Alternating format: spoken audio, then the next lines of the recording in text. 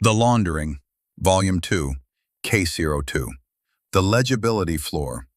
The CBC sets what counts as legitimate in Canadian political discourse. Open the case. 3 constraints written into the institutional design: mandate, board, money. Each defensible. Each transmitted into editorial practice through 4 mechanisms: selection, framing, booking authority, investigative threshold. The Canadian Broadcasting Corporation is the national public broadcaster under the Broadcasting Act, governed by a board appointed by the Governor-in-Council on the Prime Minister's recommendation, funded by an annual parliamentary appropriation set by the government of the day. The corporation does not decide what is true, it decides what is legible as legitimate. The 2 questions are not the same. And the legibility floor is what the rest of the Canadian press inherits. When the CBC frames a story one way, the National Post, Globe and Mail, CTV, Global, and the smaller online outlets pick up the signal.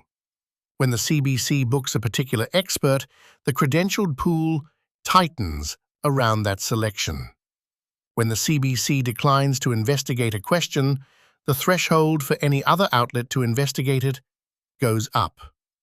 The floor is set by one institution. The press above the floor inherits it without contesting it. Note before we walk it.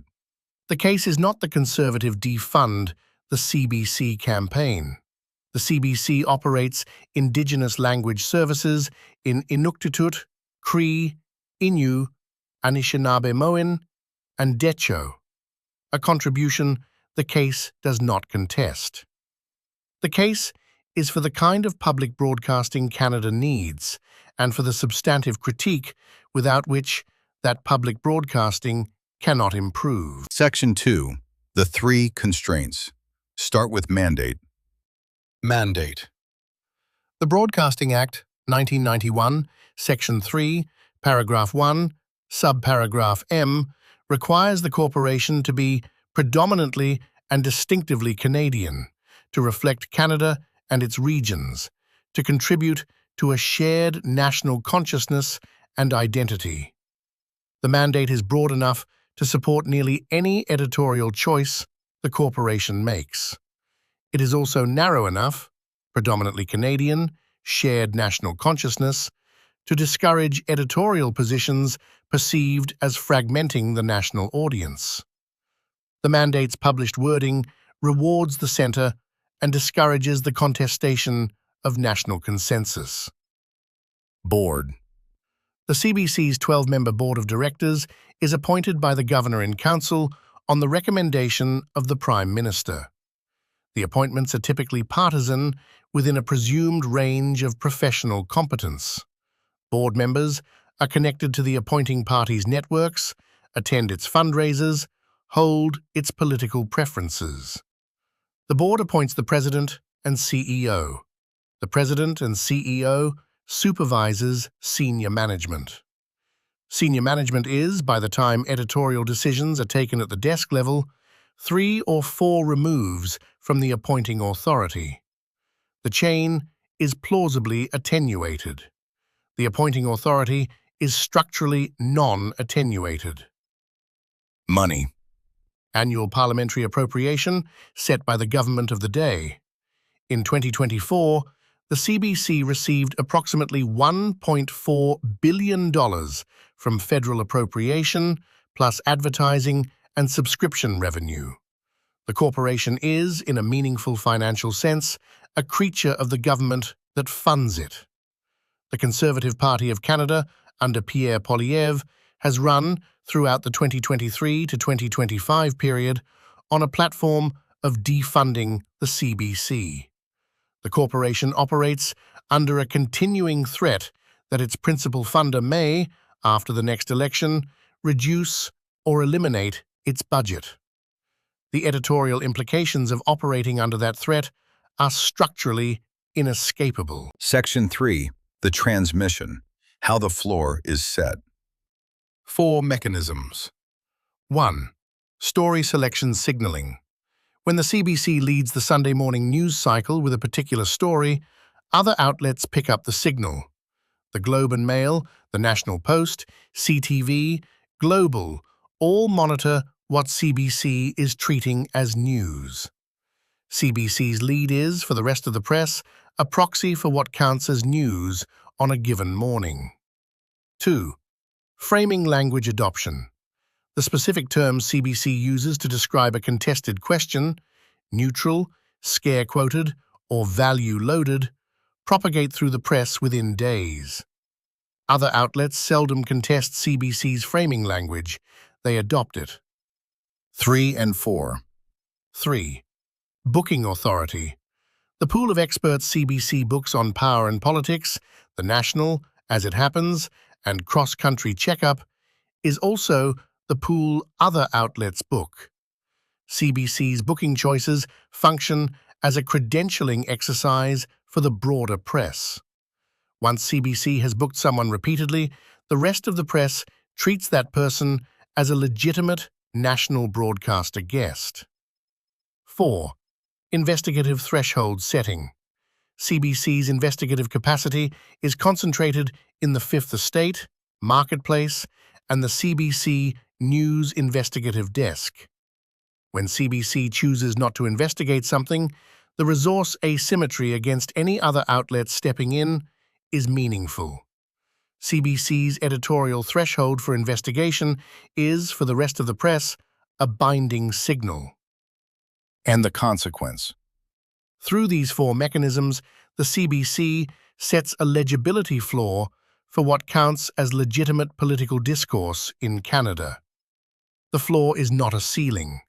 Other outlets can and do investigate stories CBC chooses not to. But the structural pull is toward the floor. The floor is what gets reported as a matter of routine. Departures from the floor require institutional commitment of resources, editorial willingness to take heat, and a thesis the floor's institutional position does not support. Most outlets, most of the time, do not pay that cost. Section 4. 3 illustrations. Episode 1. Personnel. Kathleen Monk, CBC News producer in the early 2010s. Subsequently, a senior communications staffer in the New Democratic Party leader's office. Subsequently returned to public affairs work intersecting with CBC programming. The case is illustrative, not specific to her conduct. The structural point is that the talent pool from which the Prime Minister's senior communications staff and the corporation's senior management are drawn is, in Ottawa's small political media ecosystem, substantially overlapping. The same individuals know each other from earlier roles, attend the same press gallery events, and move between the 2 institutions over a career. Episode 2. The 2012 to 2018 CRA Advocacy Charity Audit Period, documented in Volume 2, Case 01. CBC News framing energy varied with the political funding environment. While the Harper government was the appointing authority for the CBC board and the funding government, CBC's framing of the audit program was substantially more cautious than the framing the same network adopted after 2016, when the Liberal government had taken office and the program had become a politically safer subject of critical coverage. The structural point is not that CBC suppressed the story under one government and broke it under the next. The story was covered, at appropriate length, throughout. The point is that the framing energy, the willingness to lead, to center Indigenous and environmental voices critical of federal policy, to allocate investigative resources, varied with the political funding environment. Episode 3. COVID in Canadian healthcare since 2023, documented in Volume 1, Case 12. The CBC News framing of this period, taken as a body of work, has been substantially aligned with the position of the provincial chief medical officers of health, the provincial colleges of physicians and surgeons, and the Canadian Medical Association. That the pandemic phase is over. That masking in healthcare is a matter of individual choice. That immunocompromised concerns should be addressed through individual accommodation rather than universal precaution.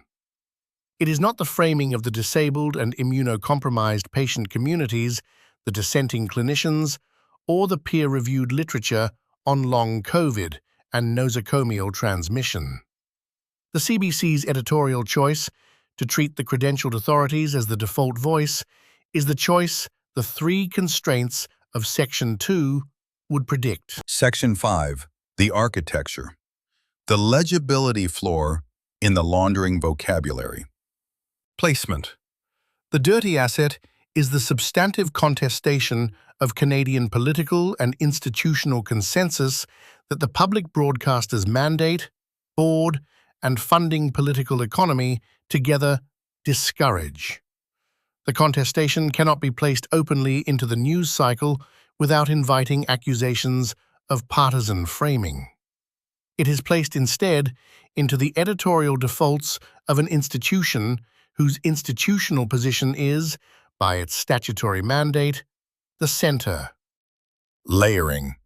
Through the editorial culture, the press gallery personnel pool, the mandate, the appointment process, and the four transmission mechanisms, story selection, framing, booking, investigative threshold.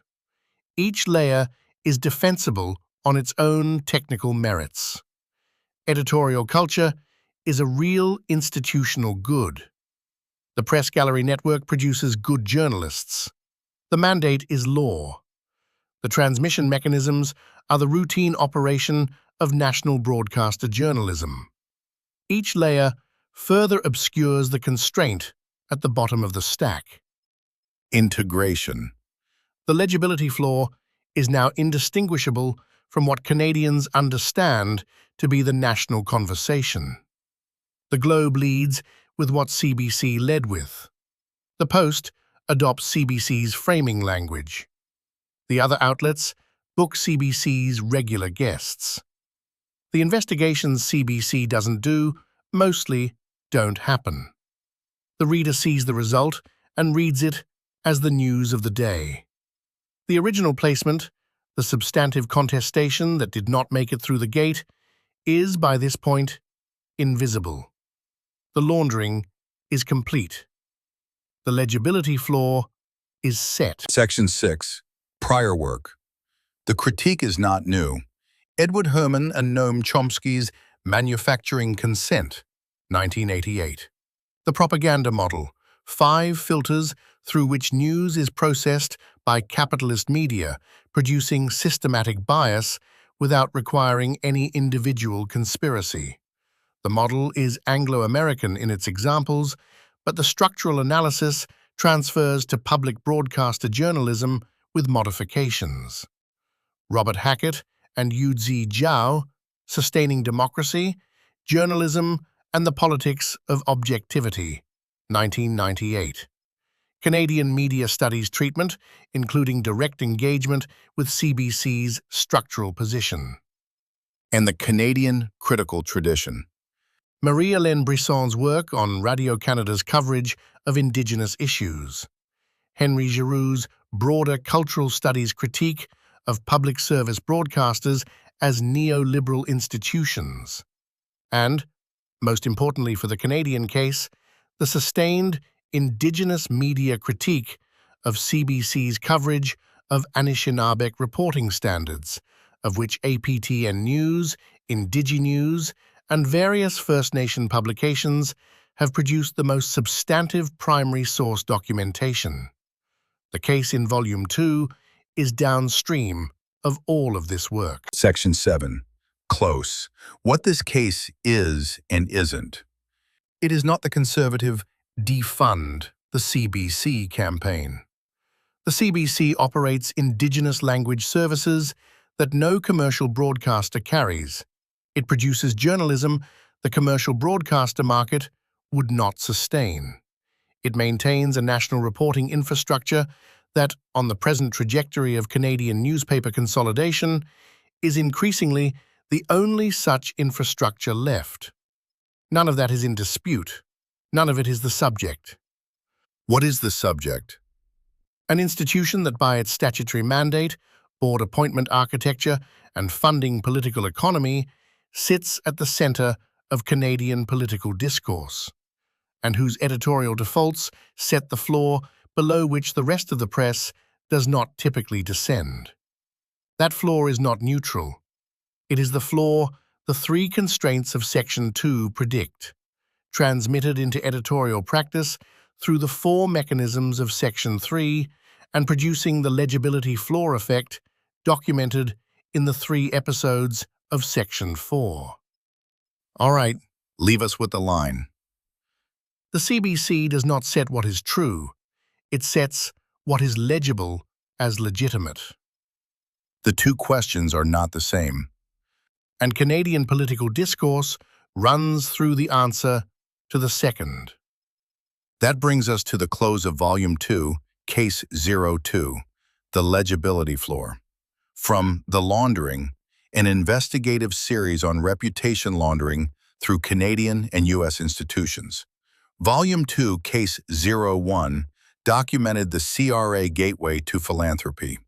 Volume 2, Case 03, turns to the federal tax architecture's recognition of Indigenous governance. Case 13 of Volume 1, The Verdict, is the synthesis that opens the door to this volume. The architecture is the subject. Thank you for listening. Section 8, Open Call. Corrections and additions especially welcomed. From current and former CBC employees with primary source knowledge of editorial decision-making and the booking process. From Indigenous journalists and Indigenous media organizations with corrections to the framing of CBC's coverage of Indigenous-led stories. From disabled and immunocompromised advocates whose treatment in CBC's COVID in healthcare coverage is the substantive subject of Episode 03. We accept the limits of this position. This case is written from outside the Canadian newsroom environment. The structural critique here is by design contestable by anyone with daily working experience of the institutions described. Where corrections are warranted, they will be made and dated on the page. Where additions are warranted, they will be incorporated. Contact circuit@felineunion.org. Signal on request. Public document repositories preferred. Confidentiality respected. No paywall. No advertising.